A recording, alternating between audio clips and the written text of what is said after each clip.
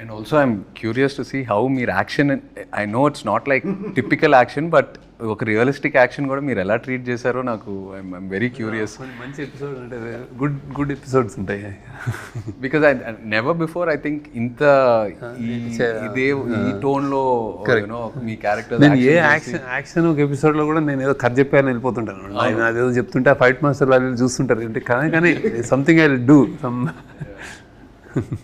But మన action episode it fit అయింది. Top notch మంచి ఫిట్ అయింది కదా. ఒక కథ ఉంటుంది అంటే ఒక కథలా కథ ఉంది.